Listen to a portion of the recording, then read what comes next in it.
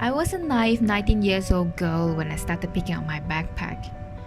While I love traveling, I learned so much along my journey.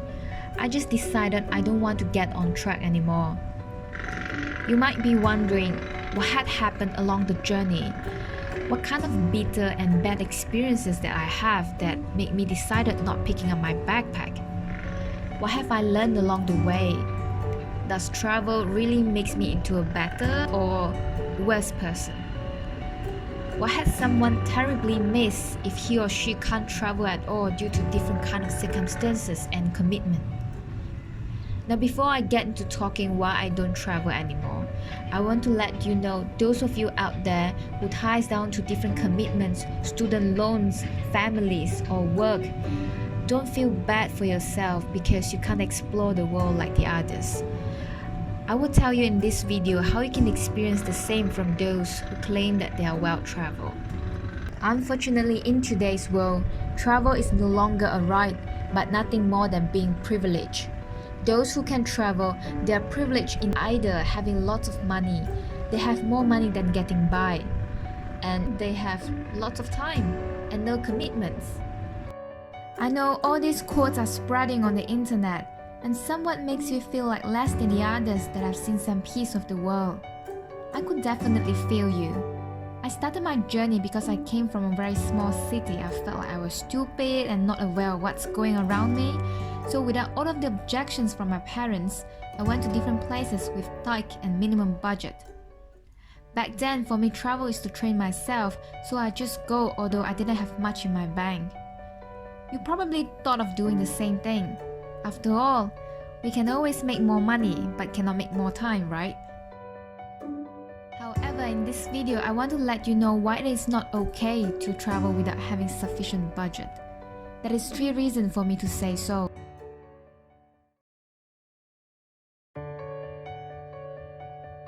Through my experiences being to 20 over countries at this point, I found traveling with little to no budget is first, exploiting to the communities. Second, exploiting you yourself as a traveler. And third, waste of your precious time. Why is traveling with small budget exploiting? Firstly, we are going to make something very clear. Even the most budget travelers is enormously privileged. If you can't afford to travel abroad, you are already living a much better life compared to the majority of people living in the countries that you are visiting in. Just look around. There are more people struggling to pay the bills, be the only breadwinner to feed the family and try to live. Life is not easy for everyone. I used to be a super budget traveler too. I spent only $4,000 to check out Ho Chi Minh in Vietnam, cross the border to Phnom Penh and then to Siem Reap in Cambodia, and cross the border again to Thailand. For me, being able to stretch my money to the maximum feels me feel very proud of myself, and for that I used to think that everyone should and must go explore. But now, damn, I am so sorry for being super ignorant back then, because through budget traveling, we are relying a lot to the help of locals. For example, receiving free meals or perhaps a night or two at their home.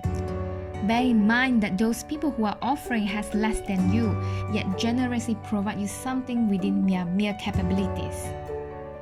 Along my journey, I met plenty of bikers who bike across the countries, albeit in Southeast Asia, through Europe or in South America. No matter where it is, all their stories are amazing. However, one thing in common is that they meet super friendly people, especially indigenous inhabitants when biking through the rural areas. They would ask to stay with the locals over a few nights to rest before they depart again. They get free meals, clean showers, and perhaps electricity to charge the phone. In this case, what would you think the travelers do in exchange of their kindness? A postcard? Small souvenirs? Or perhaps a decent conversation through body languages? You must also understand that some villages doesn't even have access to 24/7 electricity, probably have problems to have a stomach full meals 3 times a day. So take a story of mine. When I was in Philippines, I was working in the local farm who has just got destroyed by the Yolanda typhoon. Their cornfield was destructed, and all I was asked to do is to weed for them. Occasionally, I help in cleaning the chicken before slaughtering so that they can bring it to the market. Normally, they don't sell chicken, but during this Yolanda typhoon, they have lost all of their income. Their farm has been destructed and nothing from the farm can be bring to the market, so they have to slaughter the chicken. What we had was very simple food such as chicken intestine, eggs and rice. The point is, what they have is just so little, and for what they have provided for me, food, electricity, water, cultural experiences and learning is far way beyond the value that I can provide for them. In the end, the whole mutual exchange work actually brings more benefit to me than to them and to the local community. I didn't provide enough value for what has been cherished to me. So that is the reason why I think traveling with little budget could potentially bring exploitation to the local communities. Not only you leave more carbon footprints to the countries that you are visiting in, you are actually not helping people fundamentally. Should I travel with more budget, at least I could buy them some material to reconstruct their cornfield, or choose not to work at their farm to increase their burden. Instead, I could stay in a simple hotel or hostel. By doing so, not only I'm able to support local businesses, at the same time save some of my 2 weeks' time staying in the same place. If you travel with very little budget, you might lose your dignity along the way, especially for girls. So let me share you some of my unpleasant experience doing couch surfing. Look at this screenshot. This is a conversation of me and my Peruvian host. I used to have a lot of ha ha ha at the back of my conversation to show that I am friendly, I am happy-go-lucky and a very cheerful girl. I treat people like how I want to get treated, but that's not the case every time. While I'm friendly to my host, some messages are misinterpreted and all they want is to just get the taste of this little Asian girl. I think I'm just being friendly and perhaps I send a wrong signal to different people. Comment down below and tell me whether my message has actually indeed sent a wrong signal to my host. I would really want to reflect upon myself whether it is my fault or his fault.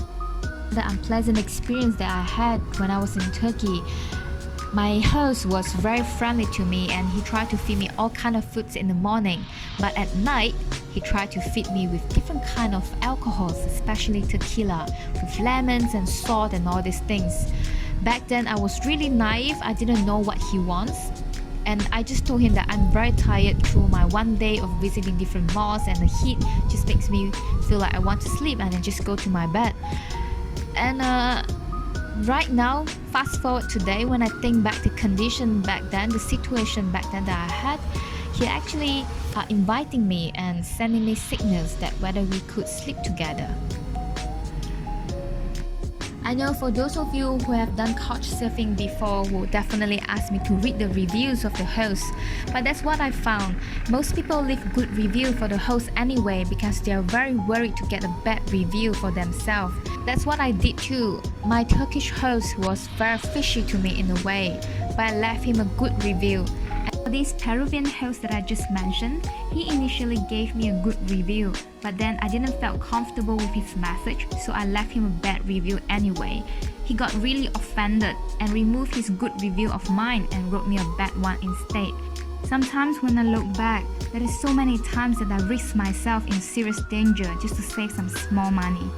I thought I could have just fallen into human trafficking trap or illegal organ selling by walking alone or stepping into strangers' premises.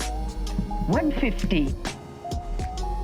250. When I was being nostalgic, I thought, oh, this could be the turning point of my life where someone could have just grabbed me from behind and no one would be there to help me. So girls, the review part is totally not true. Always be careful when you enter someone else's premises. And don't forget, reviews could be made up by different people applying different emails account. At least if you travel with enough money, you could always have a backup. Go to a cheap but secure hostel. That's what I did. The Peruvian host was my last couchsurfing experience, and my travel after that in Colombia, Ecuador, and Galapagos Islands are all in secured hostels.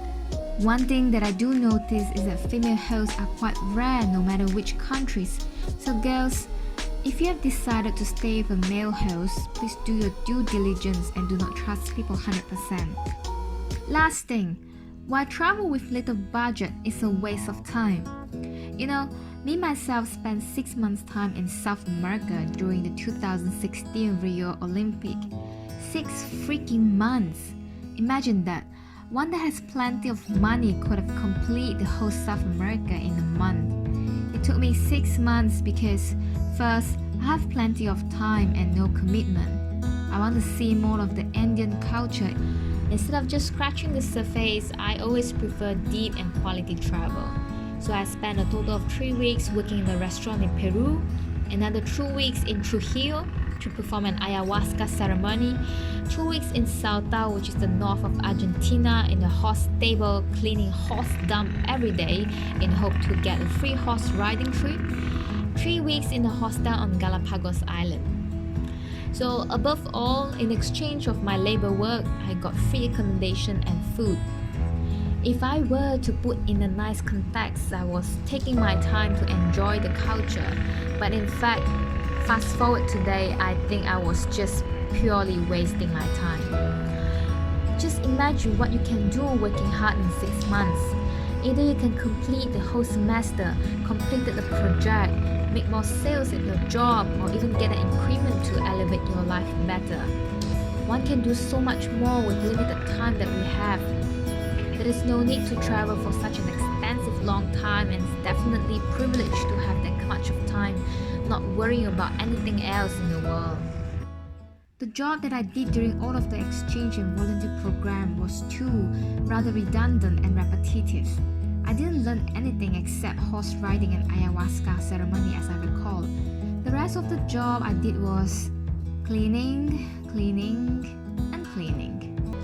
I didn't gain any skills from this redundant job to help me become a more competitive person when I'm back to the corporate world. Now, don't get me wrong. Being able to travel is definitely a privilege and beautiful, but if you have commitments, student loans, families that ties you down, please don't let all of the travel codes that you find online discourage you from living your current life. You need to be responsible to what you are committed to.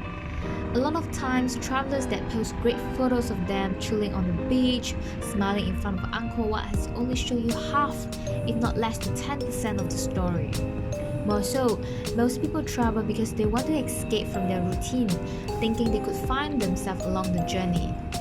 I could totally resonate with this, because me too once posting cool photos doing the very noble and kind-hearted volunteer job, but actually found myself lost, very lost once I got back to the reality.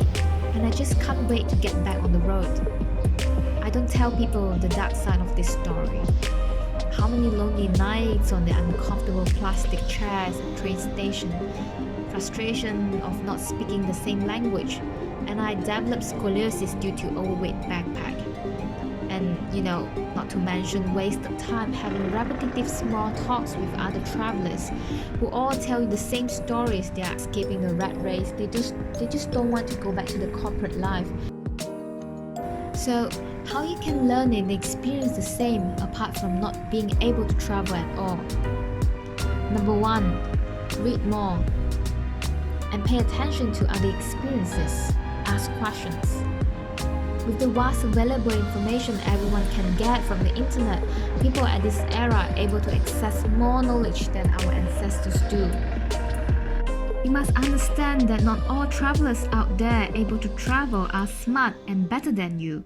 Those who've been to Turkey might not understand how Ottoman Empire defeated Byzantine Empire, that Hagia Sophia from a church has converted into a mosque, as so many other churches in Byzantine and Greek Orthodox. Those who've been to Angkor Wat might not know who is Pol Pot and why he started Khmer Rouge and what are they fighting for. Those who've been to Philippines might not understand why the president is still very popular although he implemented war on drugs and death penalty. Well, above all of this, that's actually me. Travel should be about massive learning and part of personal growth. A well-traveled person should understand the culture and history of each places he or she visited. For that, you who cannot travel can learn the same by diving down into the world history and be curious of different current affairs. And I guarantee you will learn more of this world compared to those who have claimed tracking every corner of the world. You could also watch quality videos from big travel bloggers. However, please don't idolize anyone because you have your own proud life to live. And second thing that you could do is to be a host, especially female hosts. Well, throughout my travel, I must say there's very limited female hosts out there to support females. Unlike Europe, the countries that I visited, for example, South America and Southeast Asia, has really less female hosts. Being a host enables you to still meet interesting people and get to learn more through different perspectives of others. Now, not only you are helping more females out there to save money, at the same time you are helping them to be safe. We are here to support each other's dream. And thank you everyone for watching till this end. I hope this video gives you different perspective of this world and be proud of yourself no matter what. Just don't get discouraged when someone else is having a better life. It seems like a better life compared to you. I hope my video provoked your thoughts and hope that you will gain some confidence and not feel bad for what you can't achieve. You should be always proud of yourself.